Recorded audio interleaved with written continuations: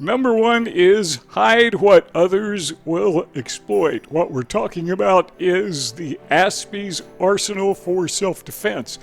I was originally going to call this the Aspie's toolbox, but I got to thinking about it. And these points that I put together have more to do with defending ourselves from those who are outside. You know, the hive mind where those people are constantly fighting to get on top.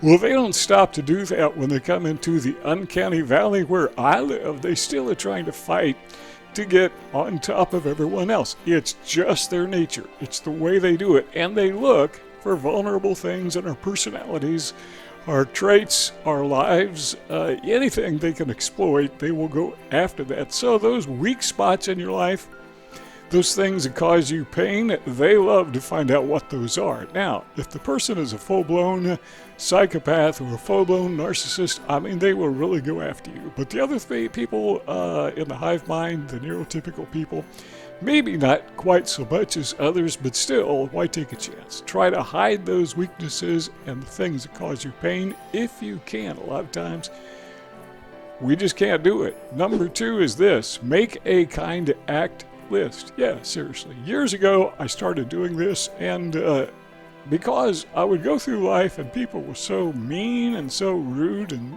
people just jerks, you know, neurotypical people. But then I stopped and thought about it. You know, I'm focusing on the bad things they do, not on the good things they do. For example, say you're driving down the street, somebody stops and lets you into traffic. Do you stop and think about that? Nah, you don't think about it. But somebody cuts you out, that you think about, and you just dwell on it. So I found that if I started making a list, I mean daily, as I go through life and people say something nice to me, maybe somebody at the grocery store, because that's about the only place I go, they say something nice and kind or maybe help me. I mean, when I go to the grocery, I go at like 6 in the morning when they first open because I don't like to be around people. But there is a woman there, and her job is to help people at the checkout counter. You know, the self-checkout, that time of day, that's all they got. And she is so helpful, so I pay attention to that. You know what? A lot of times I pay them back. You know, I'll pay them a compliment. Or maybe, you know, some businesses, you go to Google, and they have a place where you can say something kind or give a positive review or a negative review of a business. So sometimes I'll do that to pay them back. You know, name them by name. Very kind and helpful. Number three, and we've got 23 of these, so I'm going through them very quickly. I don't want to spend a full minute on each one of them. I want to just touch on them. And you can expand all you want, stop and think about it. But number three is embrace change. Okay, I'm going to make some people mad. You know, this climate change thing, and everybody is so afraid of climate change. I don't want the climate to stop changing. I mean, what if it does?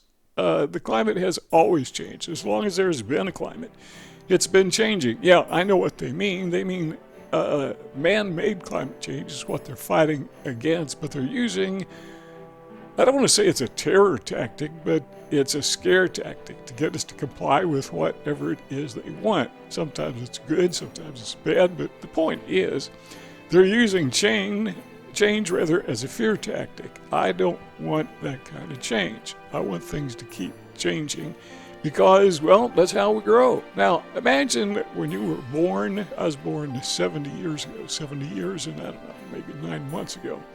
What if I hadn't changed? I'd still be a baby. I probably wouldn't have survived. So change is a good thing. We need to learn to embrace it, not fear it, even if it's negative. Talk about that in a minute. Number four is prepare for the worst. Talk about negative change. Have a plan B. Okay, so you're going to apply for a job. What if you don't get it? Do you have a plan B? Yeah, I do. Apply for another job. Okay, what if you do get the job? Now, if you have autism, Asperger's syndrome, high-functioning autism as I do, working a job is really tough because people just don't like you. You know, the people who live in the hive mind, the neurotypical people, they don't understand you, and you live in that uncanny valley, and they just see you as kind of weird. They push you away, and I understand that. So I have come to terms with that is going to happen. So I have a plan B. What if that happens? I want to have something that I'm ready to do if and when, I should say, I get pushed out. Now, virtually every job I ever had, I lost within 6 months. Now, there was one job that was an exception. I got a job working in a shoe store in a management, what would you call it? Management training. And the name of the shoe store chain was Payless. And I found out there's a reason they call it Payless, because they don't pay you very much. And that was the only job I ever had that I didn't earn enough to pay my bills. And so it didn't last very long. But, prepare for the worst. Number 5, value. Value a good name. Now, I like to emphasize that your character is who you truly are, and your reputation is who other people say you are. So you could have a very bad reputation, but you have good character because, well, again, that's what people do. They go into these smear campaigns and try to destroy each other to elevate themselves. We need to be aware of that. And we need to be aware in our arsenal, our defensive arsenal, that we have self-protection, that shield. We need to prepare and let people know this is what I believe, and demonstrate your character traits, your honesty. And if there's anything an Aspie is known for, people with autism are known for, it's honesty. It's almost clinical. They can't not be honest, and there are exceptions, obviously. But let people know, that you're honest. Now, some of them still going to trash you, but that's okay. Keep your good name in front. Number 6, the next defensive tool is to be unlike those you dislike. If you dislike somebody, there is a reason you dislike them. It's probably because they hurt you. Now, the neurotypical people who live in the neurotypical hive mind, they dislike people because they're in their way. But as a person with autism, that could be true of you, but probably not. You dislike people because they're hurtful, because they step on you, because they're dishonest, because they steal from you, they manipulate you. Don't be like that. You need to understand that that person is like that because he lacks character. And remember what we said a moment ago? Character is who you really are. So when somebody is a character and they act like a character, they don't have character. So that's a person you want to learn from. Watch what they're doing and purpose. Don't do that. Do something different. Don't be like them. Number 7 is kind of the opposite. It's surround yourself with people you admire. Who is somebody you want to be like? Now, as we said in a previous video, surrounding yourself with people you admire, or surrounding yourself with anybody for that matter, anybody who's encouraging. It's not easy for somebody who is autistic because we tend to be, I hate to use the term repulsive, so, it's accurate. We tend to repel people.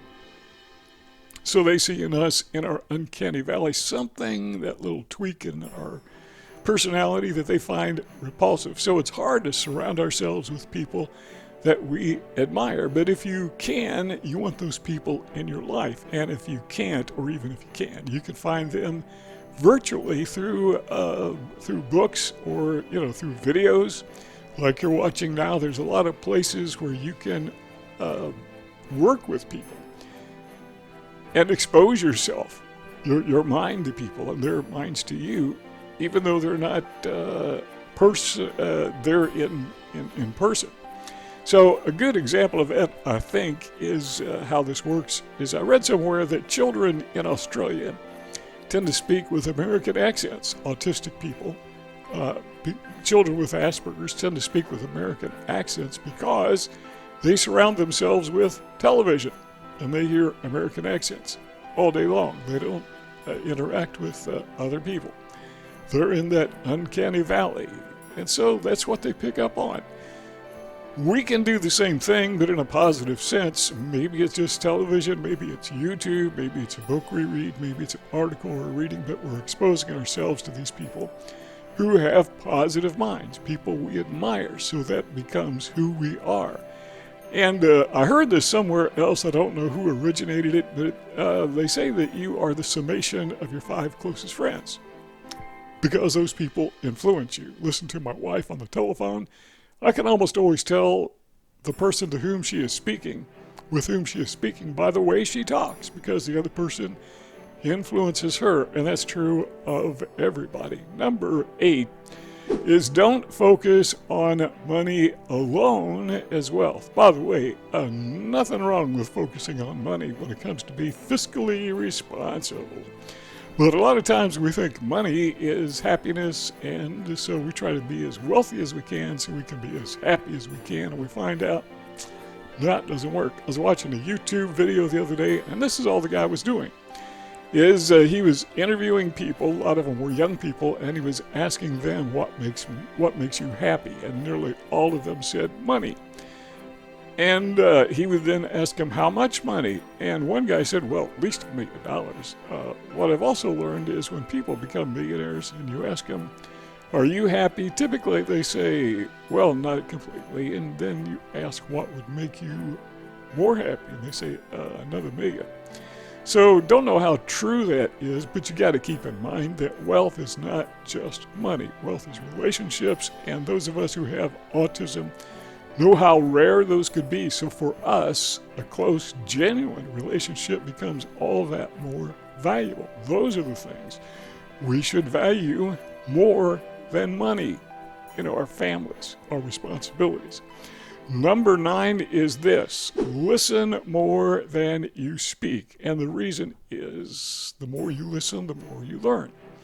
Now, sometimes speaking involves asking questions so that you can learn. But one thing I've learned in my life by listening to people is that people don't like to listen. What they do is argue. There's some people who are just, I say some people, probably 95% of the people who I encounter, they just, whatever you say, they want to argue with it. So I try to avoid those topics: religion, politics, and nowadays nutrition. They love to argue about nutrition. Most of them don't know what they're talking about. You watch YouTube videos, and I watch a lot of them on healthcare and nutrition, and the experts disagree. One of them will say you need to eat more meat, and another one says, oh, you need to cut meat totally out of your diet. Somebody says you need to cut out salt. Another guy says you got to have salt or you'll die. So what I do is I just don't touch on those topics. I want to listen, and I want to listen expressly to learn.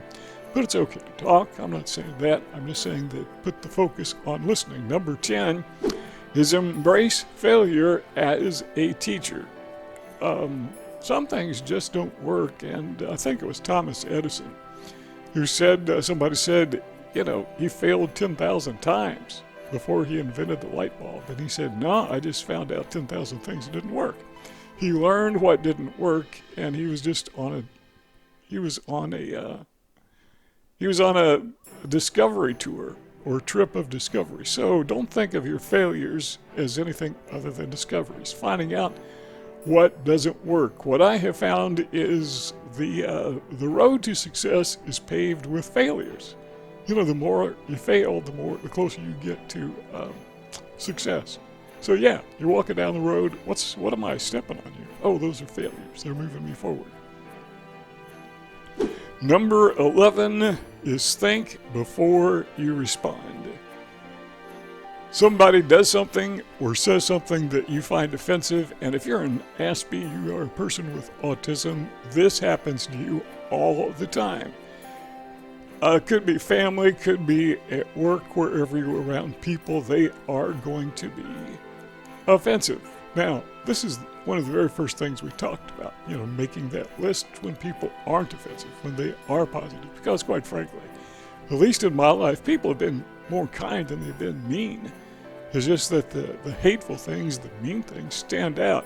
But we need to learn that when they do those things that hurt us, sometimes our reaction, more than a response, our reaction is just impulsive, and it can hurt us. But we shouldn't react, we should respond. But even then, we should think before we respond, if you possibly can. Sometimes you don't have time to think. Somebody punches you in the eye. I got a black eye. You can see it because somebody threw something at me. I didn't have time to respond. I didn't have time to duck. It was dark. I couldn't even see it coming. So sometimes you don't have time to respond. But when you do have time to respond, that is your greatest defense. So number 12 is be responsible. And by that I mean enable response. So do you see the word response and responsible? So when you are being responsible, you're being responsible to your family, you're being responsible at your job, you're being responsible everywhere you go. Being responsible means being accountable for yourself, and people can count on you. There's the word count and accountable, the word response and responsible. So that is a strong defense, because when people attack you, and you know neurotypical people are going to attack you, sometimes Aspies will attack you, what you need to do is be able to fall back on the responsibility. That is to say, the fact that you were responsible. Put other people, your critics, put them in a position where they have to lie about you. If they're going to trash talk you, they're going to have to lie. Don't give them any ammunition. The ammunition is yours. Number 13 is don't allow others to control your mood. What mood are you in at this very moment? How did you get in that mood? Somebody offends you, and again, this is something we've just covered, but when somebody hurts you, that kind of puts you in a bad mood, they put you in a bad mood, and you allowed them to put you in a bad mood, and that hurts. And it's not always easy to recover, but the best thing to do is be mindful that people are going to do that, and determine beforehand that no one is going to decide for me what mood I'm going to be in. That is something defensive that every person with autism can do. Number 14, we already touched on it, so we're just going to touch on it even more briefly, and that is don't react. Sometimes you got to. But by and large, we need to keep in mind that a reactive life is a life that is not in control. We don't have self-control when we're constantly reacting. Number 15 is have a variety of life goals. Now, we said earlier you need to have a plan B, as a defensive measure, but what about going forward? We have one life goal, right? Well, we need to have many life goals, because sometimes things don't work out. Sometimes more than one thing will work out. So imagine that you had multiple income streams. Would that be a problem? No, that'd be super fine, right? So you don't have just one friend. Maybe you do, maybe you don't have any, but wouldn't it be better to have multiple friends? Not too many, but a few. So what about goals in life? Things that you want to achieve. You can have more than one thing. You can aspire to, better your lot in life financially. Nothing wrong with that. You can aspire to have a decent family if you don't have a family, to be considerate to those who are family-like. You can have all these goals in your life. Have a variety of them. It doesn't hurt to maybe write them down. I'm a big guy. Well, I'm a big list guy, I should say. I was a big guy. I lost a lot of weight. But I'm a big list guy. I like to write things down. I like to journal. So, have life goals. What are your life goals? What do you want to accomplish? One of the things I want to accomplish is I want to stay fit. I'm not perfectly fit. Nobody is, but I want to stay as fit. I don't want to get any worse. Let me put it to you that way. I know age is taking over. I can't help that. But where I can help it, that's one of my life goals. Be content. This is number 16. Be content with your state, whatever state you're in. I'm not talking about Indiana. I'm not talking about California. I'm talking about your state of mind, your state of being, things that you can't, you're unchangeables. That's the way to say it, I think. Be content with those things, because you can't change them. Why would you fret over things that you can't change? I'm going to talk about fretting in just a moment. Number 17 is embrace humility. That's one thing Aspies are good at. People who are autistic were good at humility. We're very proud of it. Well, if you're proud of it, as I said in the past video, you're not humble. But in the hive mind, the neurotypical hive mind where people all think the same thing, me first, that's not humility. But they are the ones who, not all of them, but a lot of them are the ones who actually brag about how humble they are. And they will cut you down for not being humble because they're proud. What do you call that? I call it hypocrisy. But, just embrace humility. And by that, I don't mean weakness. I mean, be real. That's it. That is the essence of humility. Just be genuine. Be real. Be who you are. It's perfectly okay to be an Aspie. By the way, I don't want to not have autism. If there were a cure for autism, what would the cure be? It would be to move into the hive mind, right? I don't want to move there. I don't want to live there. The uncanny valley, the only reason it's a problem is because the people in the hive mind don't like us. I don't care what they like or don't like. I mean, I need to work with them somewhat. I want to be kind and considerate to them, but I'm perfectly happy living in the hive mind or in the uncanny valley. It's where people are real. It's where people are genuine. They don't like our genuineness because, well, it somehow disturbs them. I'm sorry. Number 18 is find solutions, not self-blame. One of the strong assets that virtually every person with autism has is he's good or she is good at finding solutions. Now, virtually all of them, there are some exceptions, but we talk about this a lot on this channel, but virtually everything that's ever been invented that wasn't created by nature was made by a person who had autism. Asperger's syndrome. That's one of our strong points. So why would we not embrace that? That is our strong point. Why don't we emphasize it? I mean, why don't we make it stronger? Number 19 is ignore cynical critics, haters. If you ever watch a football game with somebody on television, I don't like football, so I don't watch it. I'll watch basketball, football. For some reason, I know I'm kind of weird, but I just, banging into each other, I just don't get it. But, okay, so we'll say basketball. Watching a basketball game, and you notice the other guys, the other people in the room, they can tell the flaws of the players. Now, these are professional players. If you know better than they are, why aren't you making $1 million a year, throwing a ball in a hoop? Well, that's just the way people are. We're cynical, we're critical, not just them, but all of us. Advisors, as I said earlier, they contradict themselves. I was talking about nutrition a moment ago, and so you go to these advisors, even your doctors will give you different advice. I recall going to the doctor, I weighed 180 pounds, and she said, you need to stop losing weight. Okay, fine, so I lost another 40 pounds. But, they're not always right. So we need to ignore cynical critics, but don't ignore critics. I had a title of a video that some people thought it was just not a good title because it kind of touched on politics, and I tried to avoid that. And somebody left a comment to that effect, and I thought, this is a criticism, but it's a positive criticism. It's a useful criticism. So I changed the title. I changed the thumbnail. Maybe you can find it. Go back and take a look. Number 20 is this. Identify the silver lining in every circumstance. Now, keep in mind that they say that every cloud has a silver lining, to which I respond, well, then every silver lining has a cloud. If there's something good going on, I guarantee you there's something bad going on. We don't live in a perfect life. So we need to seek out those positive things, those encouraging things, those silver linings, like I said earlier.